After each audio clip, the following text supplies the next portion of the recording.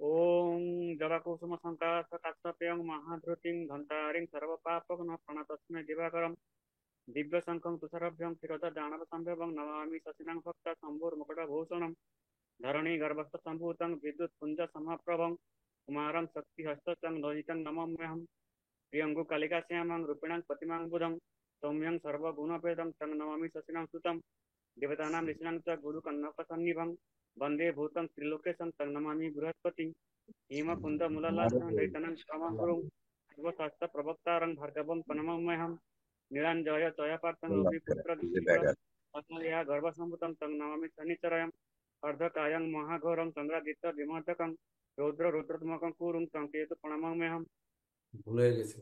সিংহী কায়া সুতং রুদ্রং তং রাহুং কোন মামহম ফলালোধম সংকাশং তাগ্রহ বিমন্তকম রুদ্রং রুদ্রত্তকং ক্রুরং তং কেতুং কোন মামহম।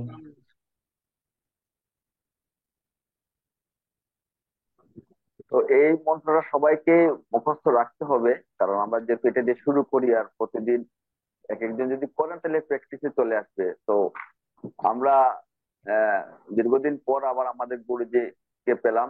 আমরা স্যারের শারীরিক খবরাখবর নিতে পারিনি। তো স্যার, আপনার শারীরিক অবস্থাটা যদি আমাদের একটু বলেন স্যার। হ্যাঁ, শারীরিক অবস্থা রিপোর্ট অনেকটা ভালো। আমরা তবুও চেক আপটা করিয়ে আসতে পেরেছি। আর ভিসা জটিলতা তো রয়েছেই, পরবর্তীতে কবে যেতে পারবো এটাও একটা বিষয় ছিল।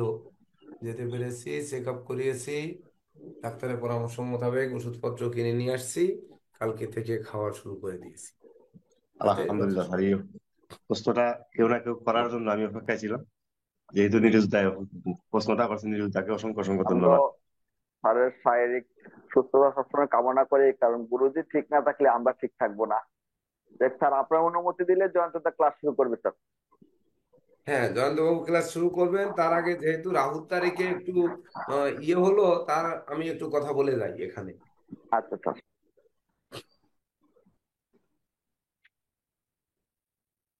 আমরা কিন্তু জানি রেকর্ডিংটা কি চালু হলো নাকি হলো না।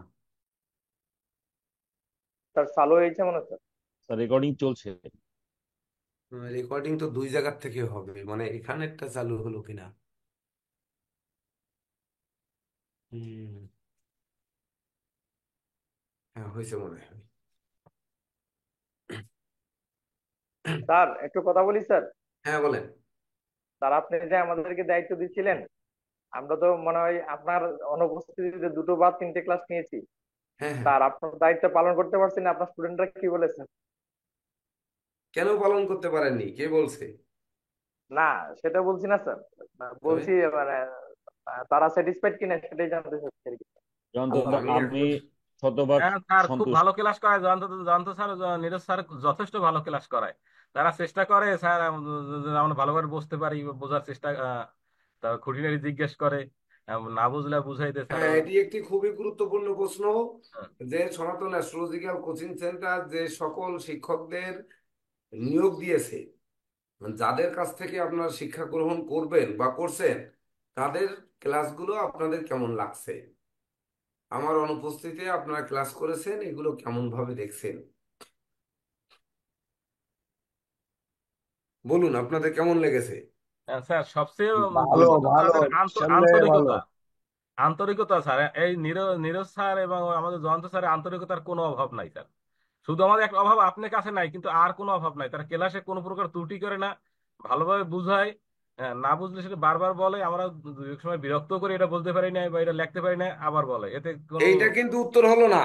হ্যাঁ, আন্তরিকতা দেখায় প্রত্যেকদিন পোলাও ভাত খাওয়ালাম আপনাদের, তাহলে দেখা যাচ্ছে আর আমি আহ, 1 মাস 30 দিন খাওয়াই মারা গেলাম, পোলাও ভাতের অভ্যাস হয়ে গেল। এইবার পরবর্তীতে আপনারা তখন কি প্রতিদিন পোলাও ভাত খাওয়ার পর্যায়ে কি আপনারা যেতে পারবেন? এটি আগে ভাবতে হবে। এটি কিন্তু বোঝার উপায়। আন্তরিকতা বলতে কোনটি? হ্যাঁ, শেখানোর যে আন্তরিকতা, এটি আচ্ছা, বলুন। শেখানোর আন্তরিকতা। আন্তরিকতা অনেক অনেক হ্যাঁ, নতুন জিনিসও শিখে আপনার মতো শিক্ষা দেয়, যেগুলো আমরা ইতিপূর্বে কোনো সময় পাই নাই। প্রত্যেকটা দাদা তো একটা নতুন নতুন জিনিস আনে প্রত্যেকবারই এক একটা। এইবার আপনারা একটু দেখবেন যে যেসব জায়গায় গুগল মিটে ক্লাস হয় বা অনেক জায়গায় ক্লাস হয়, আমি কিন্তু দেখেছি, তবু আমার মুখ দিয়ে না বলে আপনারা একটু ঢুকে দেখুন, জলে না নামলে তো আর জলের গভীরতা মাপা যাবে না, বা জলে যে ভেজে এটা জানা যাবে না। আগুনে হাত না দিলে আগুন গরম না ঠান্ডা এটা বোঝা যাবে না। বরফে হাত না দিলে বরফ যে ঠান্ডা না বরফ গরম এটি শুনেছি এটি বোঝা যাবে না। এটি কিন্তু আপনাদের বুঝতে হবে। তো আজ ক্লাস নাম্বার কত পড়বে আজকে জয়ন্ত বাবু? ক্লাস 17 নাম্বারটা স্যার, 17। 17 স্যার। 17। তো আজ 17 নম্বর ক্লাস, সংখ্যাতত্ত্বে 4-এর বিচার পদ্ধতি। অর্থাৎ 17 নম্বর ক্লাস হচ্ছে শনি। ক্লাসটি শুরু হচ্ছে, আপনারা দেখতে পাচ্ছেন 27/9/2024। সবকিছুকে যোগ করলে হচ্ছে 14 মানে 5। অর্থাৎ 27 তারিখে হচ্ছে সেই তারিখ মাস সাল যোগ করলে শনি, ক্লাস নাম্বারও শনি, বারটা শুক্র, মিলে হচ্ছে বুধ। তো শনির সঙ্গে শুক্র যুক্ত হয়েছে। এটি আমাদের বুঝতে হবে যে শনির সঙ্গে শুক্রের কোনো শত্রুতা কিন্তু নেই। তো এটি মিত্রতা আছে। আশা রাখি আমাদের সঙ্গে একটা মিত্রতা তৈরি হবে আজকে। যদিও একটু ভুল বোঝাবুঝি ক্লাসের শুরুতে ভুল আলোচনা হয়েছে, তথাপিও এটি মনে হয় মিত্রতা ঠিক হবে। দেখুন রাহু কিন্তু যেমন সংখ্যা 4, 4 মানে কি 4টি দিককে দেখতে হবে। যেমন ডাইনে, বামে, সামনে, পিছে, চতুর্দিক দেখবে কিন্তু রাহু। রাহু 4টি ঘরে দৃষ্টি দেয়, এটি মাথায় রাখতে হবে। যেমন 4 দিককে রাহু দেখে, ডান বাম সামনে পিছনে, ঠিক দৃষ্টি দেয়ও কিন্তু 4 দিকে। সেই 4টি দিক হচ্ছে মানে কোন কোন ঘরে দৃষ্টি দেয় সেটি কিন্তু রাহু যে ঘরে থাকে তার 5 নম্বর ঘরে দৃষ্টি দেয়। যদি মেষে থাকে তাহলে তার ধনুতে দৃষ্টি দেয়। 7 নম্বর ঘরে অর্থাৎ তুলাতে দৃষ্টি দেয়। 9 নম্বর ঘর অর্থাৎ সিংহে দৃষ্টি দেয়। আর 12 নম্বর ঘর অর্থাৎ বৃষে সে দৃষ্টি দেয়। অর্থাৎ রাহুর সংখ্যা 4, সে 4 দিক দেখে, 4 দিকে দৃষ্টি দেয়। এটি একটি চতুর্ভুজ। এবং এই রাহু কিন্তু যত পুরাতন জিনিস আছে, এই পুরাতন জিনিস বা পুরাতন রীতি, পুরাতন পদ্ধতি, পুরাতন যা কিছু অতীত মানে নষ্ট জগৎ, সকল কিছুকে পরিবর্তন করে নতুন নিয়মের মানে প্রচলনকারী হচ্ছে এই রাহু। শনি যেমন ভেঙে চুরে নতুন কিছু সৃষ্টি করে, যেমন বৃশ্চিকের মঙ্গল ভেঙে চুরে নতুন কিছু সৃষ্টি করে। শনি কি করে? বিদ্রোহ, ফাটল, ক্ষয়ক্ষতি, লোকসান, ধ্বংস, বিপর্যয়ের মধ্য দিয়ে নতুন সূর্য উদিত করে।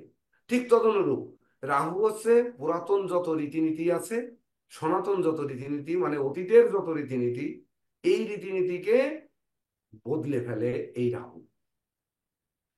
তা রাহুকে আমরা তো ভয়ের চোখে দেখি। যেমন আমরা দেখেছি যে বিশ্ববিখ্যাত ওই উম, ইংরেজ সাহিত্যিক হচ্ছে কি উম, শেক্সপিয়ার, সক্রেটিস স্যার, উনি বলেছেন, নাল শেক্সপিয়র। শেক্সপিয়ার সম্ভবত, লাকি নাম্বার 7, আনলাকি 13। তো এই যে আনলাকি 13 অর্থাৎ 7 হচ্ছে লাকি আর আনলাকি হচ্ছে 13, 13 মানে 13। এই 13 দেখুন, আমাদের 4 সংখ্যার ক্লাস হতে গেলে 4 তারিখ, 13 তারিখ, আর হচ্ছে 22 তারিখ, 21, 31 তারিখ। এই তারিখগুলোতে যারা জন্মগ্রহণ করবে সবাই রাহুর জাতক বা জাতিকা। তাহলে এই আনলাকি 13 এটা কিন্তু অর্থাৎ রাহুর তারিখগুলোই লাকি নয়। কিন্তু কেন লাকি নয় মাথায় রাখতে হবে। কিন্তু পুরাতনকে যিনি বদলে দিচ্ছেন, অর্থাৎ পুরাতন খোলসকে যিনি বদলে দিচ্ছেন, নতুন দেহ ধারণ করছেন, পুনর্জন্ম যিনি দিচ্ছেন, সে কিন্তু একমাত্র রাহু। এটি কিন্তু মাথায় রাখতে হবে। তাছাড়া যে এই রাহু, আমরা তো জানি যে রাহু হচ্ছে অমরত্ব লাভকারী মস্তক। রাহুর কোনো মানে দেহ নেই, হাত নেই, পা নেই, মানে পেট নেই। তার জন্য রাহু যে গ্রাস করে আর গলাধঃকরণ খুব অল্প সময়ের মধ্যে করে ফেলে, যার কারণে সূর্যগ্রহণ চন্দ্রগ্রহণ অল্প সময়ে হয়। সমগ্র দিন ধরে, সমগ্র তিথি ধরে বা সমগ্র নক্ষত্র ধরে কখনো চন্দ্রগ্রহণ সূর্যগ্রহণ হয় না। এটি বুঝতে হবে। তাছাড়া আমরা রাহুকে হয়তো অনেকে নিন্দা করি, নিন্দার চোখে দেখি, দোষ দেই যে ওর হচ্ছে যাবতীয় উম, মানে দোষ ত্রুটি রয়েছে, ও শুধু খাই খাই খাই খাই, আমার আমার আমার আমার আমার। এইগুলো শুধু করতে থাকে। তো এই করতে থাকলেও বিশেষ করে রাহু কিন্তু নিন্দুকের নিন্দাকে দূর করে, যে দোষ ত্রুটি করে দোষী হয়েছে সেই দোষ থেকে তাকে মুক্ত করে, যে ব্যক্তি সন্দেহপ্রবণ, সন্দেহের দোলায় যার মন দোলে সেই সন্দেহবাতিকতা থেকে দূর করে, আবার যার জীবনে মানে মৃত্যুজনিত সংশয় রয়েছে তার হাত থেকেও কিন্তু এই রাহু বাঁচিয়ে দেয়।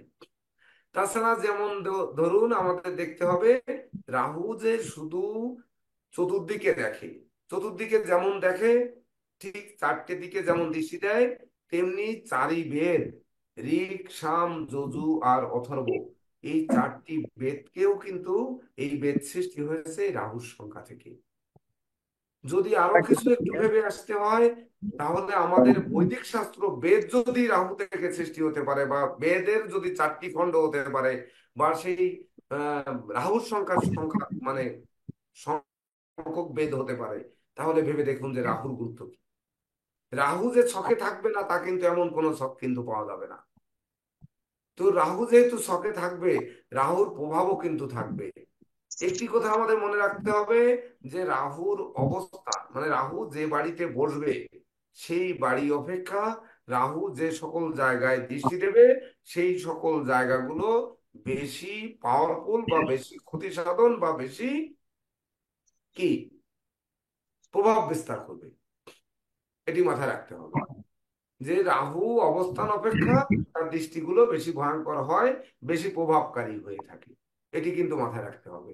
যেমন আমরা তো জানি যে ধর্ম অর্থ কাম মোক্ষ, এই যে চারটি যে বিষয়গুলো, চারটি ধর্ম অর্থ কাম মোক্ষ এছাড়া চলা যায় না। যেমন যুগ চারটি, সত্য ত্রেতা দাপর কলি, তাহলে এই যে চার যুগ আমরা ভোগ করে আসছি। বর্ণ চারটি, ব্রাহ্মণ ক্ষত্রিয় বৈশ্য শূদ্র, এই বর্ণও কিন্তু নক্ষত্র অনুযায়ী আসবে, সেটি কিন্তু এই রাহুর চার সংখ্যা থেকে বর্ণের সৃষ্টি হয়েছে, এটি বুঝতে হবে। অর্থাৎ পুরাতনকে সে ঠেলে ফেলে দিয়েছে, নতুনের দিকে কিভাবে নেওয়া যায় সেভাবে সিরিয়াল কিন্তু সে করে ফেলেছে।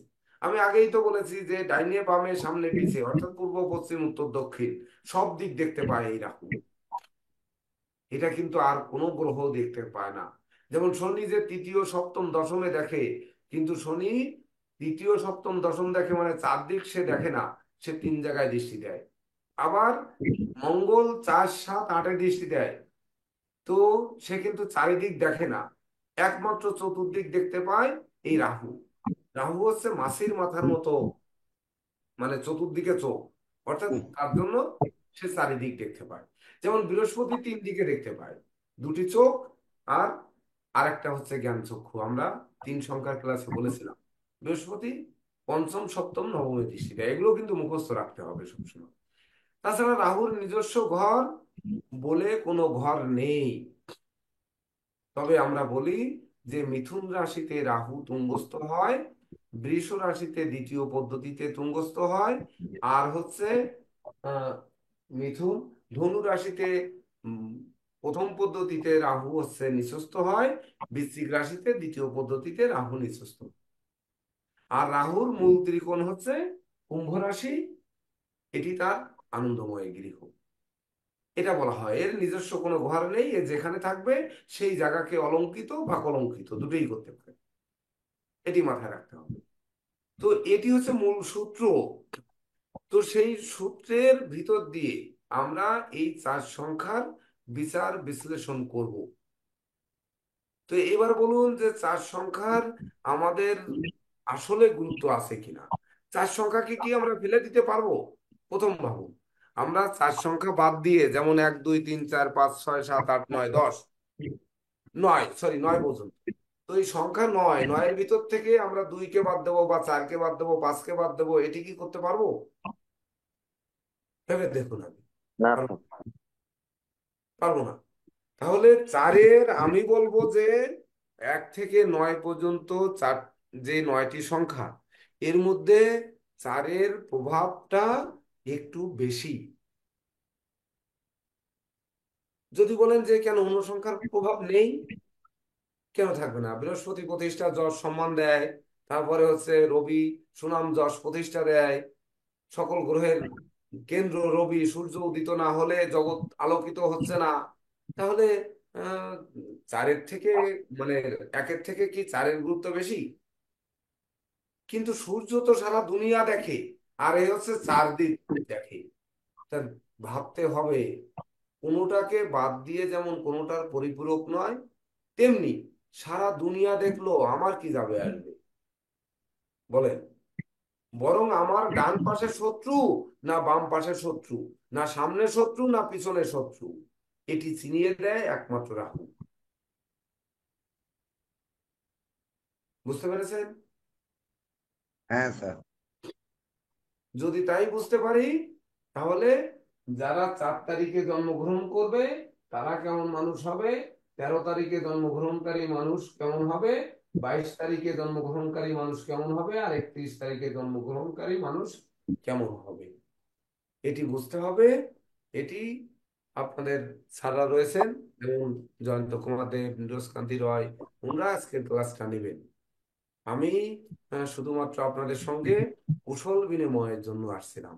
তার মধ্যেও আমি মোটামুটি কিছুক্ষণ থাকবানে থেকে আপনাদের দেখি আপনারা কেমন, আপনাদের শিখার আগ্রহ, বা আপনারা কি কি জানতে চাচ্ছেন, কেমন জানতে চাচ্ছেন, উম, এগুলো আমি একটু পর্যবেক্ষণ করব। ঠিক আর আছে? মোবাইলে তো আপনারা ভালো থাকুন।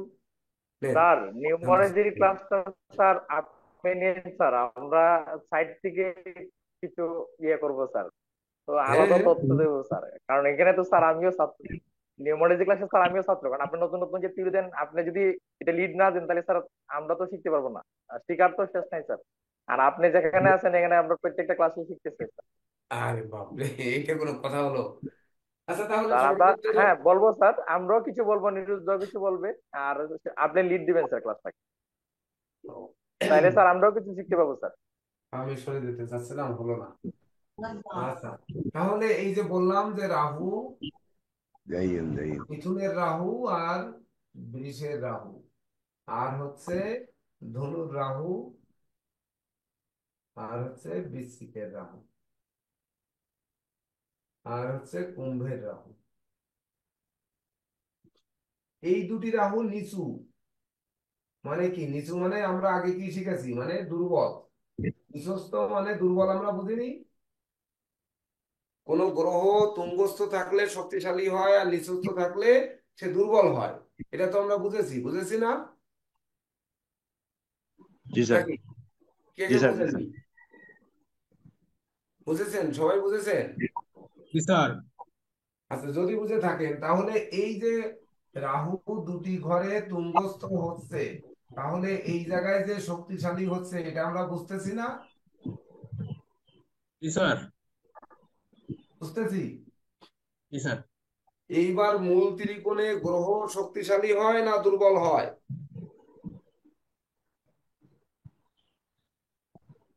শক্তিশালী স্যার, রেসপন্স করুন। শক্তিশালী হয়। শান্ত নম্র স্বভাব বিশিষ্ট হয়। হ্যাঁ, শান্ত নম্র হয় স্যার, শক্তিশালী হয় না স্যার, শান্ত নম্র। সে শক্তিশালীও না, আবার সে দুর্বলও না। শান্ত শিষ্ট লেজ বিশিষ্ট ভদ্রলোক হয়। বুঝতে পেরেছেন? যদিও রাহুর লেজ নেই, তথাপিও উনি ভদ্র মানুষ হন। কেন হন? এটি শনির ঘর। শনির ঘর। রাহু দমিত হয় একমাত্র কার মাধ্যমে? ফোনের মাধ্যমে। শনির মাধ্যমে স্যার, শনির মাধ্যমে। শনি যুক্ত, শনি দৃষ্ট থাকলে তখন রাহুর কুপ্রভাবটা একটু কমে। আর কোনো গ্রহ রাহুর কুপ্রভাব কমাতে পারে না। যেমন বৃহস্পতি হচ্ছে দেবতাদের গুরু, সকল গ্রহের কুপ্রভাব দূর করতে পারে। কিন্তু বৃহস্পতি রাহুর সঙ্গে যুক্ত হলে সে তুঙ্গস্থ থাকুক আর নিচস্থ থাকুক, তখন কিন্তু গুরু চণ্ডাল দোষ তৈরি হয়। সেখানে যদি বৃহস্পতির সঙ্গে চন্দ্রযুক্ত থেকে জীবযোগ তৈরি করে, কিন্তু রাহু যুক্ত থাকলে সেটি আর ওই জীবযোগ আর থাকে না। ওই জীবকে তখন জীবন নাশকারী পর্যায়ে নিয়ে যায়। অর্থাৎ এটি ভালো যোগ নয়। একমাত্র শনির কাছেই সে সোজা থাকে, আর বাকি জায়গায় সে নিজস্ব সগর্বে দণ্ডায়মান থাকে। এইবার বলবো কি, দেখুন, আমি কিন্তু পূর্বেই বলেছি যে রাহুর অবস্থান অপেক্ষা রাহুর দৃষ্টি বেশি ভয়ঙ্কর হয় বা বেশি প্রভাবকারী হয়, তাহলে রাহুর অবস্থানটা কি হয়? রাহু যে ঘরে থাকে সেই ঘরকে সে শাসন করে থাকে। তাহলে শাসন করা রাহুর শত্রু গ্রহ কে কে জানেন? আপনাদের মুখস্থ আছে? স্যার রাহুর শত্রু রবি, গ্রহ কে কে? স্যার রবি চন্দ্র মঙ্গল স্যার। হ্যাঁ, রবি চন্দ্র মঙ্গল। তাহলে এই তিনটি গ্রহকে কে সে টোটালেই চোখে দেখতে পায় না, মানে ভালো চোখে দেখে না। শত্রুর দিকে তাকালেই চোখ আড় করেই তাকাবে। আর সে এসে তার ঘরে এসে বসছে। রবি চন্দ্র মঙ্গল এই তিনটি গ্রহ যদি রাহুর সঙ্গে এসে বসে, রাহু এটিকে সহ্য করে না, করতে পারে না। আর রবি আসলেই তো সূর্য গ্রহণ হয়, চন্দ্র আসলে চন্দ্র গ্রহণ হয়, মানে তারা গিলে ফেলে, চন্দ্রের কোনো প্রভাব বিস্তার করতে দেয় না। এইবার আপনারা বলবেন যে চন্দ্র তো বৃষ রাশিতে তুঙ্গস্থ হয়, তাহলে চন্দ্র তুঙ্গস্থ হয়ে রাহুর তুঙ্গস্থতা কি দূর করতে পারে? অর্থাৎ চন্দ্র কি রাহুকে একটা থাপ্পড় মেরে ঠান্ডা করে দিতে পারে, না রাহুর পারবে না গলার স্যার? কালের মধ্যে যে যেতেই হবে?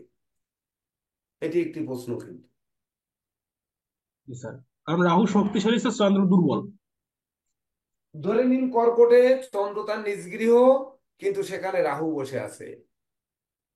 এখানে একটি প্রশ্ন আপনাদের থাকবে যে চন্দ্র তো অধিক শক্তিশালী, রাহু তো এটি কোনো ঘর না, তার নিজেরও না, তার তুঙ্গস্থও না, তার নিচস্থও না, এমনকি তার মূল ত্রিকোণও না। তাহলে চন্দ্র এখানে শক্তিশালী বেশি, তাই তো? কি? তাও তো হ্যাঁ স্যার স্যার। রাহু অধিক শক্তিশালী স্যার চন্দ্রের থেকে স্যার। ওর নিজের ঘরে থাকলেও বাকি আর না থাকলেও বাকি স্যার। একটি কথা বুঝতে হবে যে কর্কট রাশিতে রাহু চন্দ্র যুক্ত কি চন্দ্রগ্রহণ হবে না? হবে স্যার। তাহলে তাহলে চন্দ্রকে তো সে গিলছে।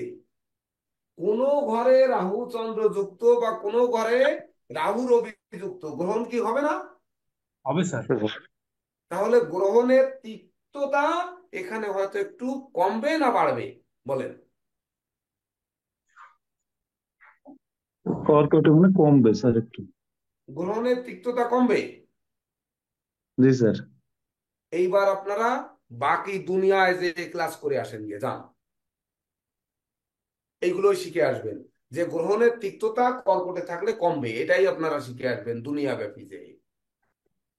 কমবে না স্যার, বাড়বে স্যার, কারণ স্যার বুঝলেন? ওখানে স্যার আর সনাতন অ্যাস্ট্রোলজিক্যাল কোচিং সেন্টার সেই শিক্ষা দেয় যে এখানে গ্রহণ দোষ বাড়বে, কারণ হচ্ছে রাহু তো গিলে খাবেই। সেই জায়গায় যদি আপনি বেশি চটফট করেন আরো বেশি কামড়ে ধরবে। যত নড়বেন, মরা তোকে মারিস কেন বলে, তুই যে নড়িস চড়িস এই জন্য তো মারি। বুঝলেন? বাড়বে তো স্যার। ওর কাছে ক্ষমতা দেখাতে যাবে চন্দ্র, আর বেশি কামড়ে ধরবে, বেশি গিলবে। রবির ঘরেও ঠিক তাই হবে। সূর্য নিজের ঘরে বলীয়ান, শক্তিশালী, কিন্তু রাহু এ জায়গায় আরো রবিকে বেশি দুর্বল করার চেষ্টা করবে। যে যত লড়বে ততক্ষণ কিন্তু সাপের গিলা তো দেখেছেন যে মাছটি যত নড়ছে তত আরো খিচ্ছে, কামড়ে ধরছে। কিন্তু শিখিয়ে দেবে, দুনিয়ার যত গ্রন্থ আছে, যত শিক্ষা প্রতিষ্ঠান, শিক্ষা রয়েছে, সব জায়গায় শিখাবে যে রবি তো নিজ গৃহে বলীয়ান, রাহু সেখানে বসে আছে, অর্থাৎ রাহুর কুপ্রভাব কমবে। এটা কখনোই কমে না, কমায় দেখাতে পারবেন না। আপনি আমি দুজনে দ্বন্দ্ব বাঁধাচ্ছি, দুজনেই যদি গরম হই, তাহলে ভেবে দেখুন যে মারামারিটা কোন পর্যায়ে যাবে। এটি আগে একটু ভাবতে হবে। ঠিক তদনুরূপ মঙ্গলের এই যে শত্রু মেষ আর বৃশ্চিক, বৃশ্চিক তো রাহুর নিচু গৃহ, কিন্তু মেষ তো তার কিছু নয়। তথাপিও কিন্তু এই বৃষ, ওই সরি মেষ এবং বৃশ্চিক মঙ্গলের গৃহ। মেষে আপনার রবি তুঙ্গস্থ হচ্ছে প্রথম 10 ডিগ্রি পর্যন্ত। 10 ডিগ্রি না 3 ডিগ্রি, কয় degree? 10 degree. 10 degree sir. 10 10 degree sir. হ্যাঁ, 10 ডিগ্রি। 10 ডিগ্রি।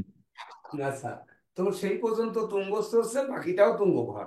যাই হোক, তো সেখানেও কিন্তু ওই রবিকে ছাড়বে না, মঙ্গলকেও, সক্ষেত্রগত মঙ্গল, মঙ্গলকে কিন্তু ছাড়বে না, ওই মঙ্গল বেশি পাপস্থ হবে। এই কথাগুলো কিন্তু সারা জীবন বিচারের জন্য লাগবে, মাথায় রাখবেন। 3 নাম্বার হচ্ছে রাহুর অবস্থান। রাহুর অবস্থান কি করে, এবার রাহুর দৃষ্টি কি করে। তাহলে রাহুর অবস্থান আমরা বুঝলাম যে রাহু যে ঘরে থাকে, রবি চন্দ্র মঙ্গলের গৃহে থাকলে অধিক ক্ষতি সাধন করে থাকে রবি চন্দ্র মঙ্গলকে। বাকি যে 3টি আর রাহু একটি, 4টি গেল। কেতু কখনোই রাহুর সঙ্গে থাকবে না, তাহলে 5টি চলে গেল। রবি চন্দ্র মঙ্গল এই 3টি তো গেল, সঙ্গে রাহু গেল। আপনাদের বুঝতে কষ্ট হচ্ছে। রবি হচ্ছে রাহুর শত্রু, চন্দ্র শত্রু, জি মঙ্গল শত্রু, এই 3টে ধরলাম। এইবার রাহুর সঙ্গে যুক্ত থাকলো মানে রাহু আর একটা বাদ গেল না। কেতু কখনোই রাহুর সঙ্গে থাকে না, সমসপ্তমে থাকে, তাহলে জি স্যার। কেতুও বাদ গেল না। জি স্যার। তাহলে বাকি আর কোন 3টি গ্রহ থাকে? শুক্র, বৃহস্পতি, শনি, বুধ। শুক্র, বৃহস্পতি,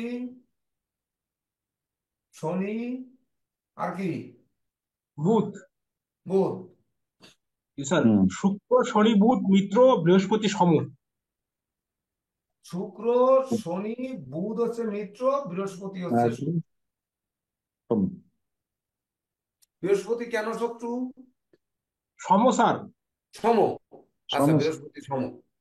তাহলে এই 4টি গ্রহের সঙ্গে রাহুর সম্পর্ক কেমন? স্যার। বৃহস্পতি সম, আর বাকি 3জন মিত্র, তাই তো? জি স্যার। জি স্যার। ঠিক তো? জি স্যার। তাহলে মিত্র হলেও এইবার রাহুর সঙ্গে শুক্র যুক্ত হলো, বা রাহুর দৃষ্টি শুক্রের উপর পড়লো। রাহুর সঙ্গে বৃহস্পতি যুক্ত হলে আমি বলেছি গুরু চণ্ডাল দোষ হয়। বৃহস্পতি পর্যন্ত রাহুকে শান্ত করতে পারে না, তাহলে দেবতাদের গুরু সে সমশক্তি সম্পন্ন, কিন্তু সমশক্তি সম্পন্ন হওয়া সত্ত্বেও সে রাহুর কুপ্রভাব একটুও দমন করতে পারে না। তাহলে মীন এবং ধনু দুটি হচ্ছে বৃহস্পতির গৃহ, এক একটা করে আসি। তাহলে মীন এবং ধনু দুটি বৃহস্পতির গৃহ, সেই বৃহস্পতির গৃহে রাহু বা বৃহস্পতি যুক্ত রাহু, বৃহস্পতি দৃষ্ট রাহু এ কোনো কিছুই করতে পারছে না। তারা কিন্তু ওই ব্রাহ্মণ ক্ষত্রিয় বৈশ্য শূদ্র মানে বিপ্রবর্ণের মানুষ ধরে নিন, যে কারণ ধনুতে আর মিনে, ওই সরি মিনে চন্দ্র মানে মিনে চন্দ্র মানে মীন রাশি মানে হচ্ছে আপনার বিপ্রবর্ণের রাশি, কর্কট রাশি মানে বিপ্রবর্ণের রাশি, যেখানে বৃহস্পতি তুঙ্গস্থ হয়। তাহলে সেই জায়গায় রাহু বসে থাকা সত্ত্বেও বা বৃহস্পতির সঙ্গে যুক্ত থাকা সত্ত্বেও এই বৃহস্পতি কিন্তু শুভত্ব দিতে পারছে না, গুরু চণ্ডাল দোষ তৈরি হয়ে যাচ্ছে। স্যার অনেক ক্ষেত্রে অনেকে বলে স্যার যে রাহুর উপর বৃহস্পতি দৃষ্টি থাকলে মানে রাহুর কুপ্রভাব নাকি কিছুটা কমে স্যার।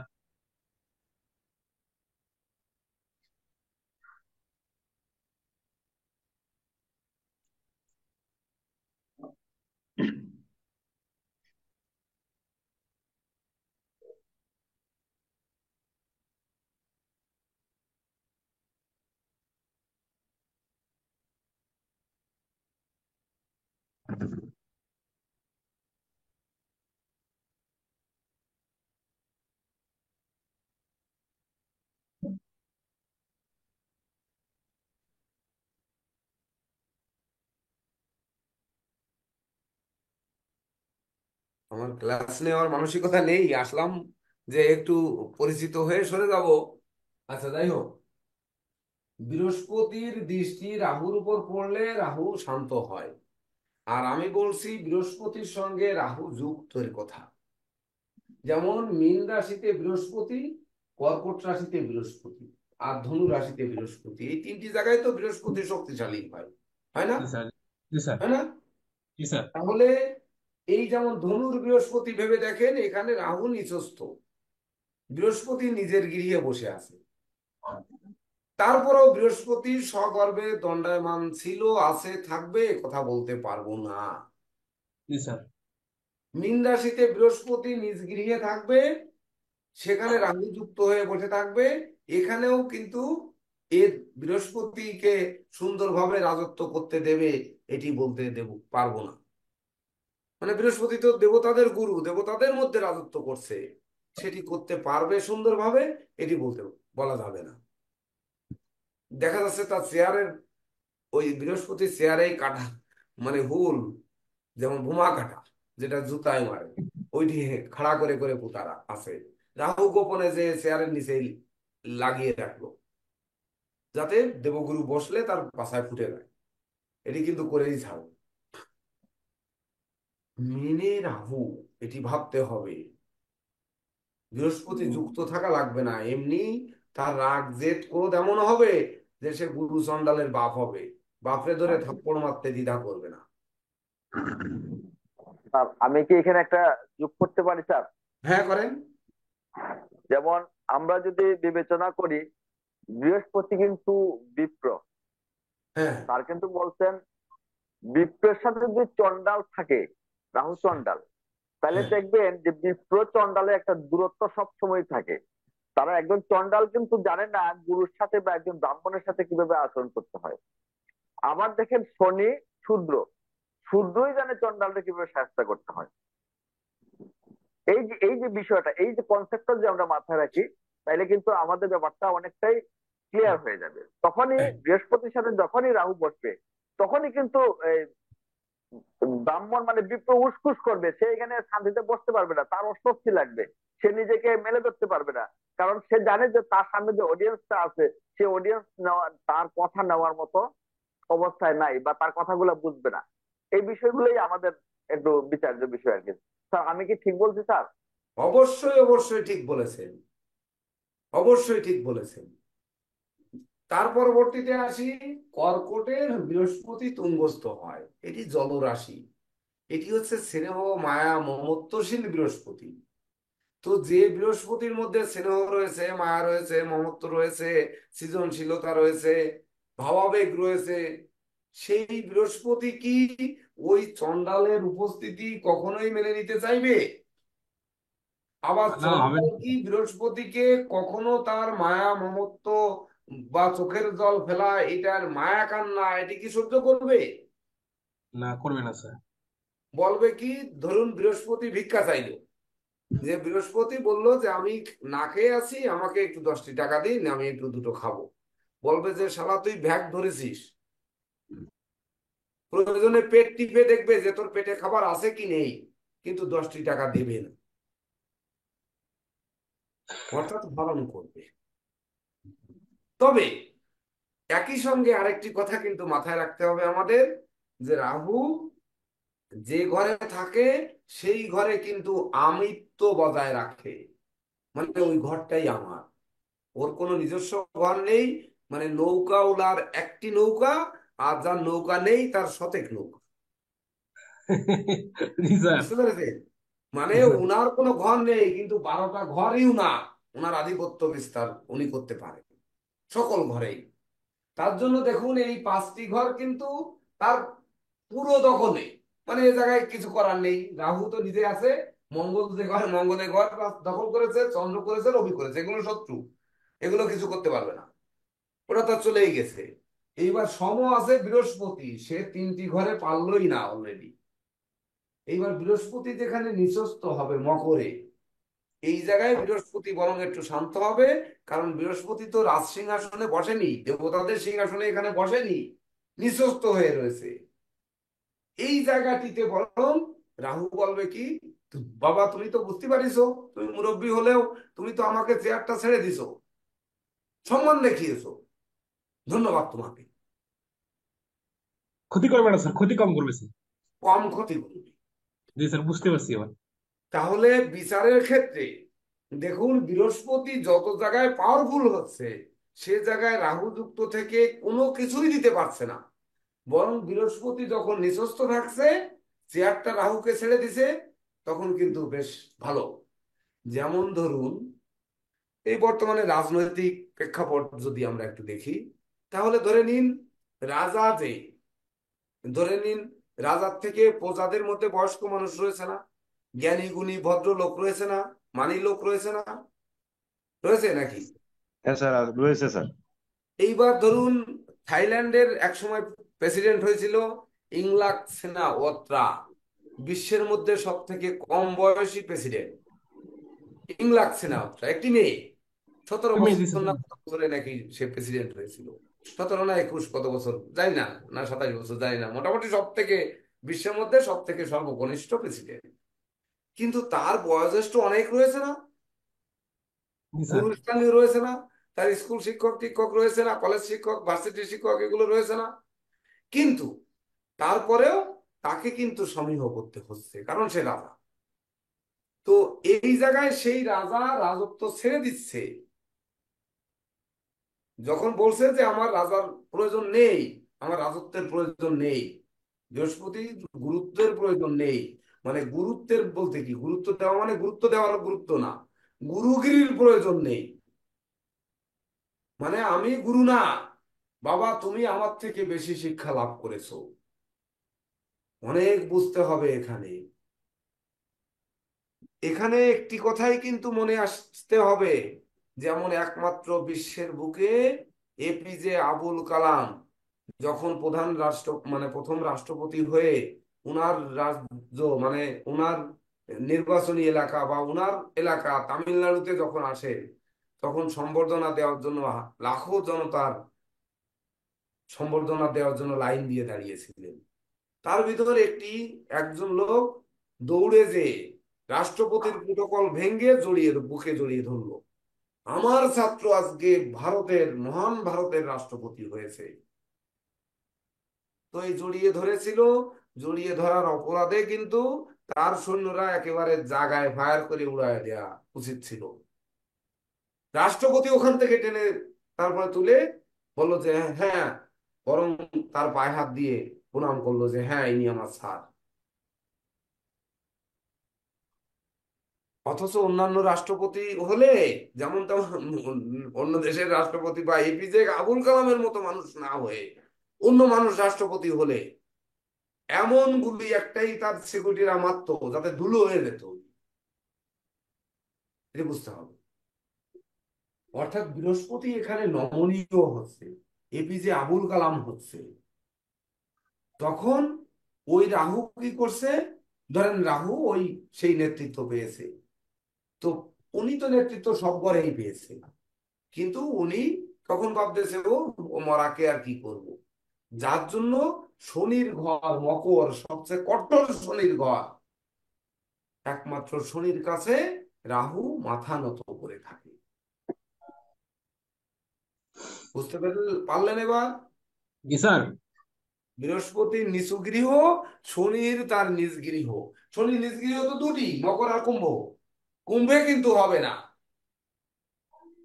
কারণ কঠোর শনি হচ্ছে মকর, আর শান্ত শনি মূল ত্রিকোণ আনন্দময় শনি, যে শিশু শনি সবসময় নাচে নাচে গায়ে খেলাধুলা করে, হাসতে খেলতে কাজ করে, কিন্তু কুম্ভের শনি আর কঠোরতা দেখায় হচ্ছে শনি বাস্তববাদী গ্রহ, সেটি কিন্তু মকরই। এটি মাথায় রাখতে হবে। যার জন্য রাহু এখানে একটি মাত্র ঘরে সে বৃহস্পতিকে কম ক্ষতি সাধন করতে পারে, আর কোনো ঘর নেই যেখানে সে পারে না। এইবার হচ্ছে শুক্র। শুক্র বৃষের মালিক আর তুলার মালিক। তো বৃষ রাশিতে শুক্র তুঙ্গস্থ হচ্ছে, তাহলে শুক্র মিত্র হওয়া সত্ত্বেও এখানে তুঙ্গস্থ রাহু, আর তুলায় রাহু কিছুই হচ্ছে না, কিন্তু সব করে সমান আধিপত্য বিস্তার করে, এটি কিন্তু বলেছি। তাহলে রাহু বৃষ রাশিতে শুক্র যুক্ত থাকলেও শুক্রকে কিন্তু ছেড়ে কথা বলবে না, কারণ ওই যে লাফালাফি যে করে, শক্তিশালী যে শক্তি দেখায়, তার উপর আরো শক্তি কিন্তু সে দেখাবে।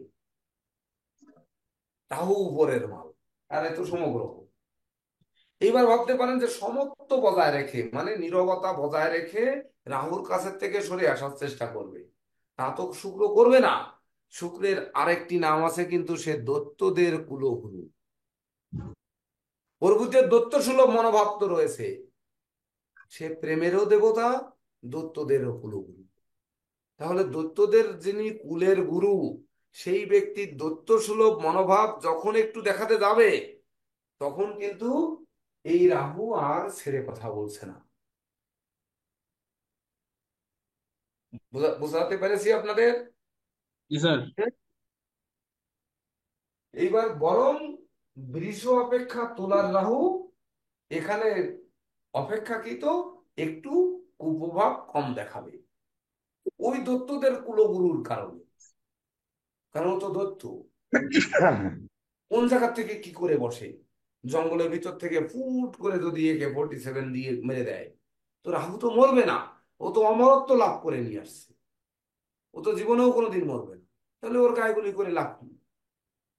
তখন শুক্র কিন্তু অটোমেটিকলি শান্ত হয়ে যাবে, যার জন্য রাহুর সঙ্গে শুক্রের সম সম্পর্ক। বুঝতে পেরেছেন? জি স্যার।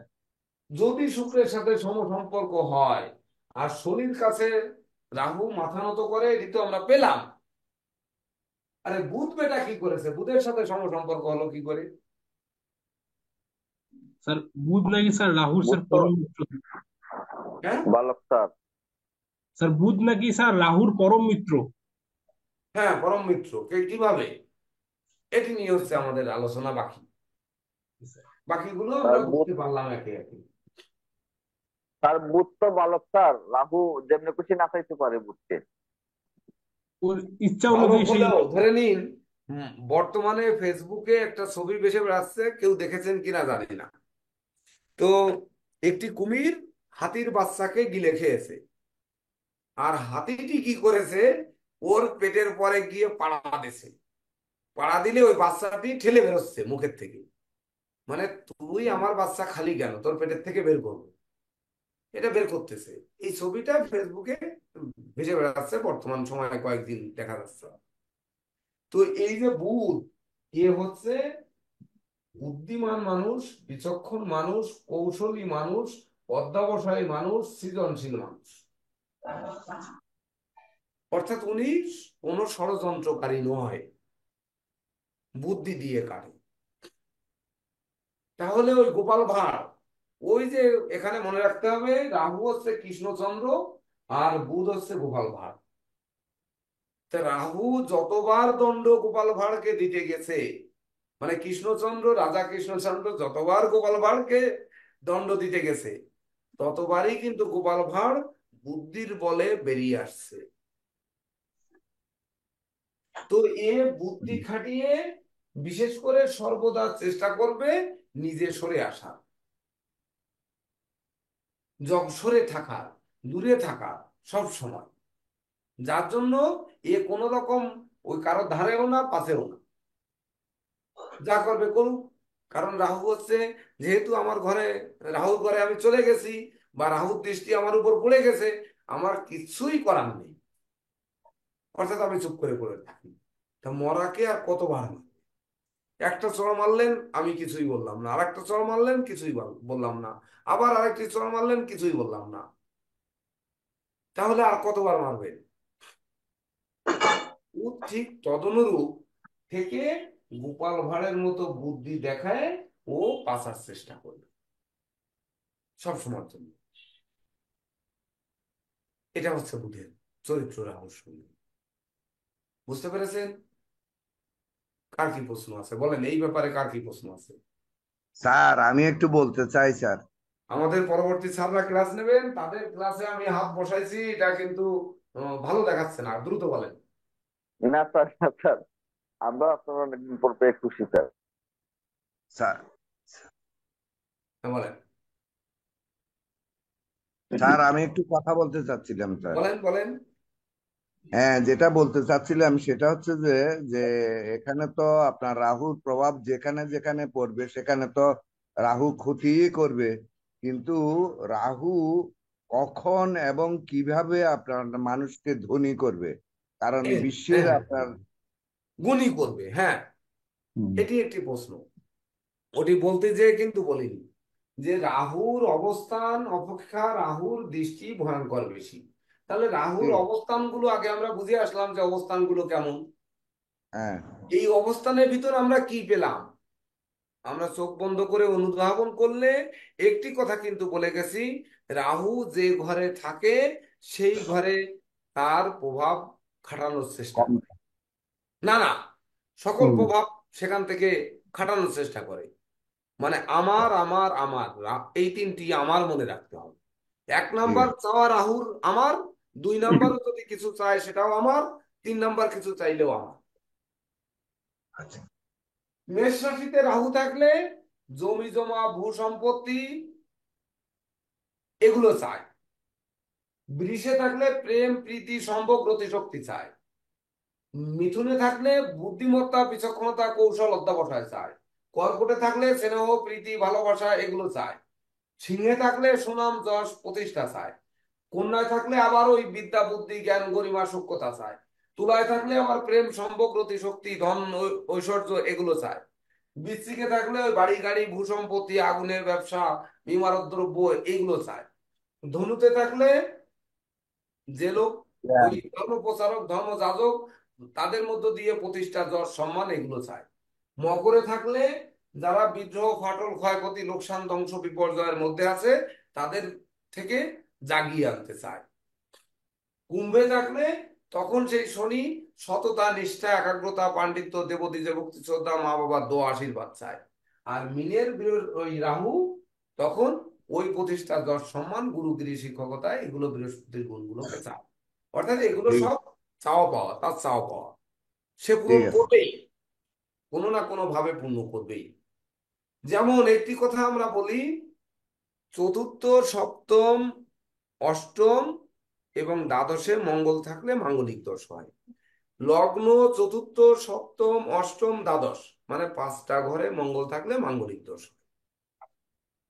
যেমন সব লগ্নের সপ্তমে বা রাশির সপ্তমে রাহু থাকলে তাহলে মানে 95 থেকে 98 9% লোক বলবে বা জ্যোতিষ বলবে যে ওই ব্যক্তির বিবাহে বাধা সৃষ্টি হয় ওই মাঙ্গলিক দোষের মতো মতো। আর আমি বলবো যে সপ্তমস্থ রাহু চতুর্থ ভাবস্থ রাহু বিবাহে বাধা সৃষ্টি করে না, বরং বিবাহ করতে সহযোগিতা করে। বুঝতে পেরেছেন? যদি আমি উল্টা বলি, এটাকে পাল্টে দেখতে হবে। আমি স্রোতের অনুকূলে নয়, স্রোতের বিপরীতে চলি। এই বিপরীতে এমনকি সনাতন অ্যাস্ট্রোলজিক্যাল কোচিং সেন্টারকে তাই শিখিয়েছি যে তুমি বিপরীতে চলো। হতে পারে আজকে হয়তো কেউ তর্ক করতে পারে যে আরে কেসিপাল সপ্তমে শনি সপ্তমে রাহু তাকে বলছে বিয়ে সহযোগিতা করে, চতুর্থে রাহু সহযোগিতা করে। আরে বেটা মিলিয়ে দেখো, তখন বুঝবো কাকে বলে। ঠিক তদনুরূপ ওই মঙ্গল যেমন পাঁচটা ঘরে দুষ্ট হচ্ছে মাঙ্গলিক দোষ হচ্ছে, তাহলে মাঙ্গলিক দোষের লোকের কি বিয়ে হয় না? আমরা 9 নম্বর ক্লাসে বুঝবো যে মঙ্গল তার দৃষ্টি এবং তার অবস্থান জনিত কারণে তার কি বিবাহে মানে চিরকুমার রেখে দেবে।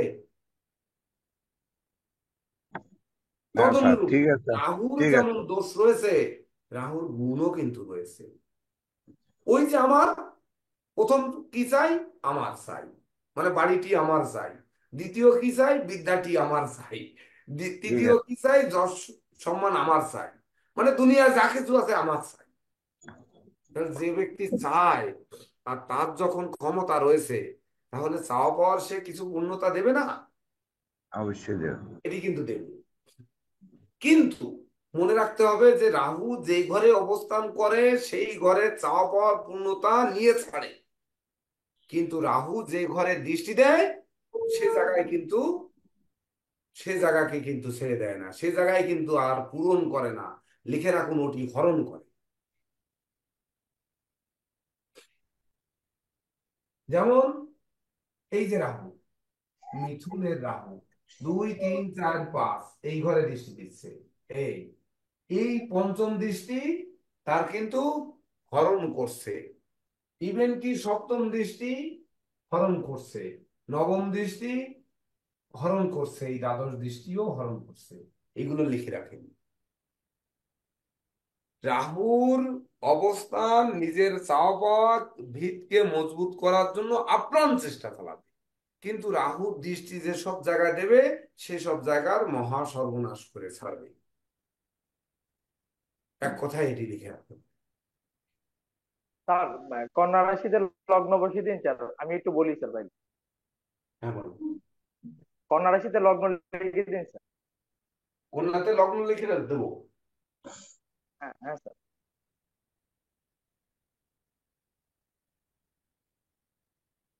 স্যারের দৃষ্টি নিয়ে যেটা বললেন যে রাহু যে জায়গায় বসে এবং তার সেই জায়গাটা তো যেমন তেমন, তার দৃষ্টি যেখানে পড়ে সেখানটাকে মানে অতীব আহ শ্রেষ্ঠ নিয়ে আসে। তো এটা আমি একটু আমার মতো করে ব্যাখ্যা করার চেষ্টা করছি স্যারের আহ, অনুমতি নিয়ে এবং তার আশীর্বাদ কামনা করে আমি ব্যাখ্যা করছি।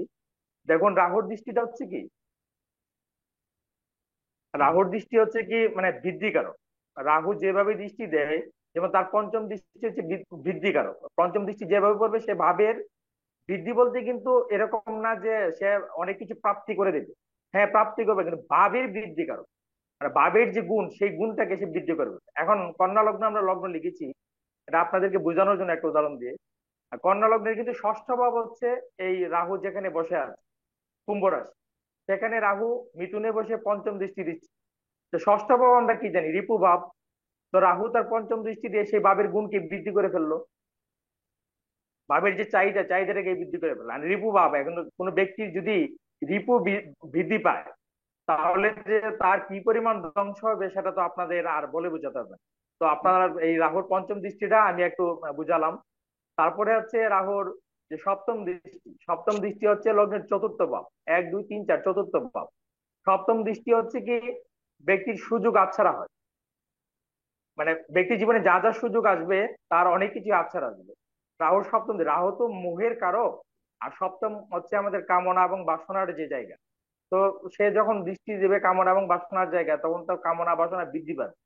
যখন মানুষের কামনা বাসনা বৃদ্ধি পাবে তখন তো মানে সে কোনো একটি বিষয়ের উপরে স্থির থাকতে পারবে না, বা কোনো একটি চাহিদার উপরে সে স্থির থাকতে পারবে না।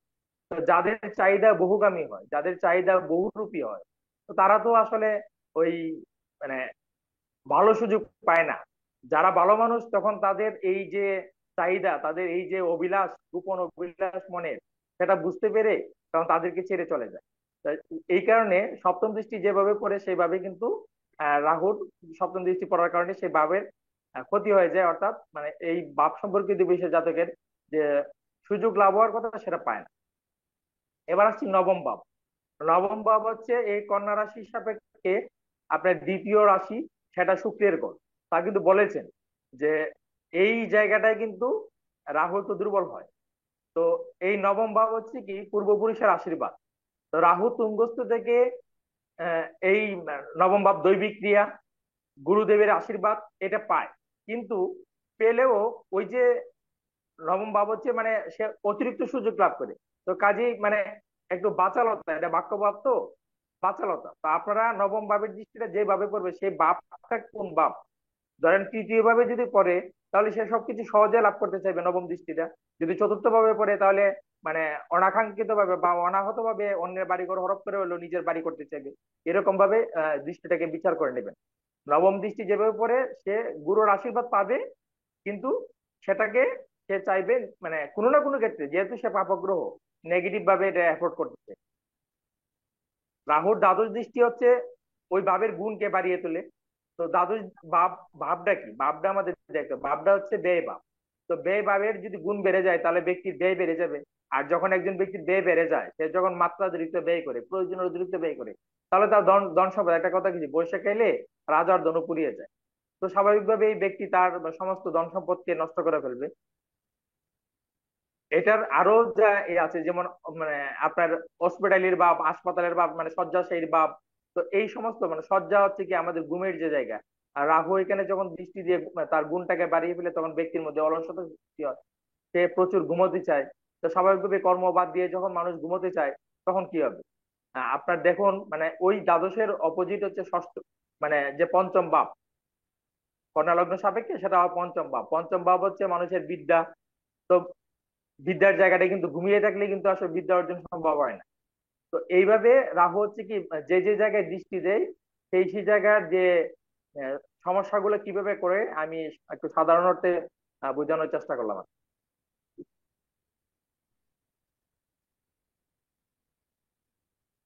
আর একটা কথা স্যার আপনাদেরকে প্রথমে যেটা বুঝিয়েছেন, যেমন কর্কট রাশিতে যদি মানে চন্দ্র এবং রাহুর সংযোগ থাকে, এবং আপনার সিংহ রাশিতে যদি চন্দ্র এবং রাহুর রবি এবং রাহুর সংযোগ থাকে, তাহলে সেটা যে অত্যন্ত নেগেটিভ ফলদায়ী হয়।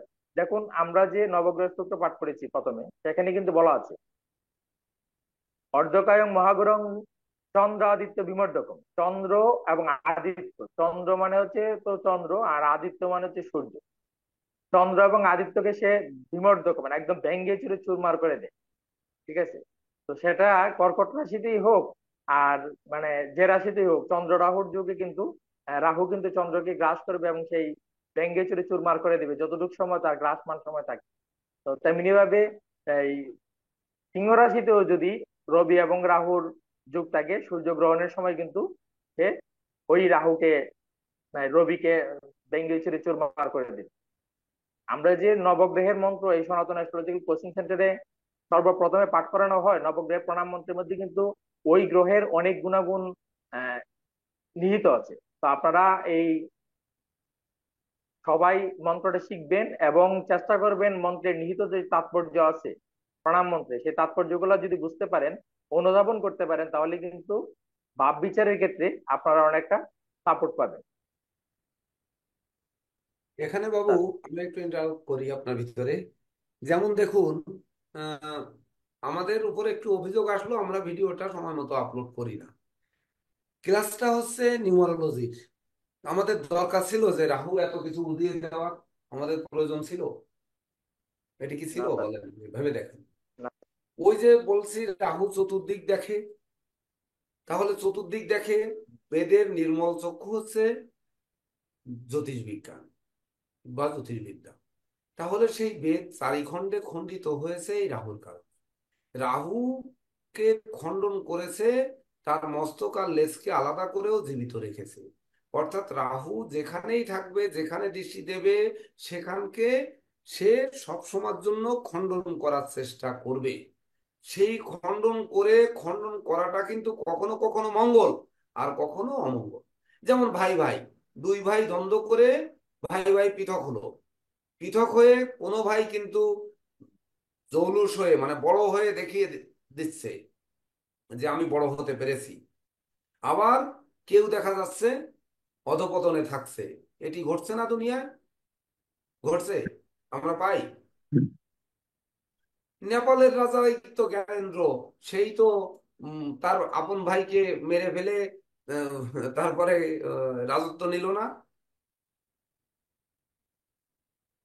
নিয়েছে নাকি? নেয়নি? জি স্যার। হ্যাঁ স্যার, জমজদাই বীরেন্দ্র এক ভাই আরেক বীরেন্দ্রকে ভাইকে বধ খুন করে করেছিল। তারপরে রাজত্ব নিয়েছে না? সে রাজা হয়েছে না? তাহলে এত কিছু করেও সে একটি ভাইকে ধ্বংস করে রাজ্যকে বা রাষ্ট্রকে বাঁচিয়ে সবাইকে সুশাসন প্রতিষ্ঠা করেছে। এটি কিন্তু ভাবতে হবে। রাহু শনি যে ধ্বংসযজ্ঞ ঘটায়, সেই ধ্বংস করে তার ভিতর দিয়ে নতুন কিছু কিন্তু সৃষ্টি সে করেও। যখন রাহুর পেটের থেকে চন্দ্রগ্রহণ অর্থাৎ রাহু গিলে ফেলার কারণে গ্রহণ হয়, অন্ধকার হয়, তো ওই যে মেঘ দেখে তুই করিস নে ভয়, আড়ালে তার সূর্য আসে। অর্থাৎ যখন অন্ধকার হয়েছে, পরবর্তী যে আলো আসবে, অর্থাৎ যেদিন গ্রহণের পরের দিন পঞ্জিকাতে আপনাদের দেখতে হবে যে যেদিন গ্রহণ হয়েছে, গ্রহণের পরের দিনটি তিথি নক্ষত্রে কি রয়েছে। দেখবেন একটি দিনকে গ্রহণে আটকে রেখেছে, পরের দিন শুভ কর্মের দাদা, দিনটি শুভ। অর্থাৎ সে একটি সময় বাদ দিয়ে রেখেছে, বা ধরুন ওই জল আটকে রেখেছে বা বিদ্যুৎ আটকে রেখেছে, পরবর্তীতে ছেড়ে দিলে ওটার ফোর্স বেড়েছে। এমনটি কিন্তু এই রাহু করবে সব সময়ের জন্য, এটি মাথায় রাখবে। তাহলে আমাদেরকে বুঝতে হবে যে এই 4 তারিখের একক রাহু মানে সে নিজের ঘরে বসে আছে, কিন্তু বসে থেকেও কিন্তু সে শান্ত নেই। একক রাহু, তার সাথে তো আর কেউ নেই। তো এই রাহু নিজে নিজের জায়গায় থেকে ক্ষমতাবান, সে কিন্তু কাউকে ছাড়ছেও না, বেড়ছেও না, বা মুক্তও করছে না, সে একক আধিপত্য বজায় রাখছে রাহু। কিন্তু 13 তারিখের রাহু আনলাকি 13। এটাকে আনলাকি 13 কেন বলা হলো? রবি তার শত্রু, বৃহস্পতি সেখানে যুক্ত হয়ে বসে আছে। বৃহস্পতি কে এখানে? এই বৃহস্পতি কি? সম সম। সমস্যার সম বৃহস্পতিকে নিয়ে, শত্রু রবিকে নিয়ে রাহু তৈরি করেছে এই রাহু। তাহলে এই রাহু, একটি শত্রু রবি রয়েছে আর একটি সম রয়েছে। তাহলে শত্রুকে তো সে গলা টিপে ধরবেই, আর যে সমান রয়েছে তাকে ধরতেও তার কিন্তু কোনো বাধা নেই, সে বাধা পাচ্ছে না, বেগ পাচ্ছে না। তার ভিতর দিয়ে রাহু তৈরি হয়েছে, যার জন্য আনলাকি বলেছে। কিন্তু এই আনলাকি 13 মধ্যে অনেক রহস্য লুকিয়ে রয়েছে। সেই যে রহস্যটা কি? এখন যদি বলি যে এই রহস্যটা আর বলবো না, কারণ হচ্ছে নিউমারোলজির ক্লাস দরকার কি? আমার শিক্ষার্থীদের যদি মন না ভরে, আমাদের যদি না মনোভাব, মানে সনাতন অ্যাস্ট্রোলজিক্যাল কোচিং সেন্টার, মানে এটা কোচিং সেন্টারে আমরা শিক্ষা নেব, এটার কোনো গুরুত্ব আছে নাকি? এই যদি শিক্ষার্থীরা মনে করে, তাহলে কেন আমি এটি আর বলার দরকার কি? আমাদের দরকার নেই। এই তো বুঝে ফেললাম যে রবি আর বৃহস্পতি মিলে রাহু হলো, তাহলে এটি আনলাকি 13 কেন হলো সেটি তো আমরা পেয়ে গেলাম। গুরুজি রহস্যটা বলুন। না বলে যাব না, বলবো। তো রবি নিজে জগৎকে আলোকিত করে, আর বৃহস্পতি প্রতিষ্ঠা যশ সম্মানের মালিক, সে দেবতাদের গুরু। দুজনে মিলে রাহু হয়েছে, রাহুর জন্ম দিয়েছে। অর্থাৎ এই রাহু আলোকিত রাহু, এই রাহু জ্ঞান গরিমায় বা ধর্ম অধ্যয়ন অধ্যাপনা, বা ধরুন ওই আইন দর্শনে পারদর্শী এক রাহু।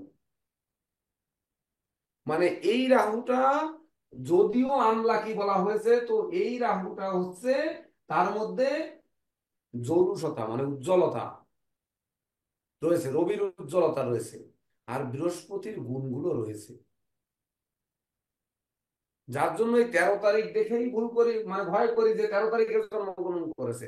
ওরে 13 তারিখে জন্মগ্রহণ করা, আপনারা ওই উইকিপিডিয়ায় গিয়ে সার্চ দেবেন 13 তারিখে জন্মগ্রহণকারী জাতক কারা কারা জন্মগ্রহণ করেছে দুনিয়ায়, বিশিষ্ট জন কি, কোনো বিশিষ্ট জন জন্মগ্রহণ করেছে কিনা, বা ওই দিনে কোনো উম, খারাপ কিছু ঘটেছে কিনা, এটি আপনারা দেখবেন। তাহলে বুঝতে পারবেন বিশিষ্টতা কাকে বলে। সেই বিশিষ্টতার মধ্যে আর অন্যান্য বিশিষ্টতার মধ্যে পার্থক্য খুঁজে বের করবে, তাহলে বুঝতে পারবেন যে 13 তারিখ আনলাকি না আসলে লাকি, তখন বুঝতে পারবেন। এটি বুঝুন, পরে ক্লাস 8-এর প্রশ্ন করি। 22 তারিখ, 22 তারিখ মানে 2+2, দুটি চন্দ্র, ওই যে চন্দ্র তার শত্রু গ্রহ, তো দুটি শত্রু মিলে রাহু তৈরি করেছে। তাহলে দুটি শত্রু, সে কিন্তু নির্জীব, অর্থাৎ এই দুটি নির্জীব, এর কোনো ক্ষমতা নেই। যখন ক্ষমতা নেই, ওই যে কর্কটের চন্দ্র, ধরেন চন্দ্র কর্কট রাশিতে নিজ গৃহ, চন্দ্রের তুঙ্গ গৃহ হচ্ছে বৃষ, নিচু গৃহ হচ্ছে বৃশ্চিক, তাই তো নাকি? ভুল বললাম? তুঙ্গ গৃহ, এই নিচু গৃহ, সবসময় সমসপ্তমে তুঙ্গস্থ আর নিচস্থ হবে। জি স্যার। তাহলে এই নিচু, এই চন্দ্র দুটি হচ্ছে নিষ্ক্রিয় চন্দ্র, মানে সে তার নিজের ঘরেও নয়, দুর্বল ঘরে, অর্থাৎ নিচু গৃহে। তো সেই দুটি চন্দ্র মিলে রাহু হয়েছে, অর্থাৎ এই চন্দ্র দুটি কখনোই মারামারি করবে না। এই দুটি যমজ ভাই, দুটি চন্দ্র, এরা কখনো মারামারি করবে না, দ্বন্দ্ব করবে না, লড়াই করবে না, বরং মিলেমিশে থাকার চেষ্টা করবে।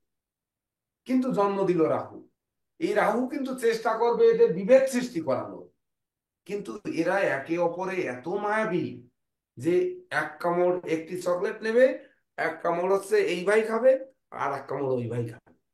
কখনো বলবে না তোর এটো আমি খাবো, বা আমার এটো তুই খাবি, এটা না, ওদের ভিতর এটা আসবে না।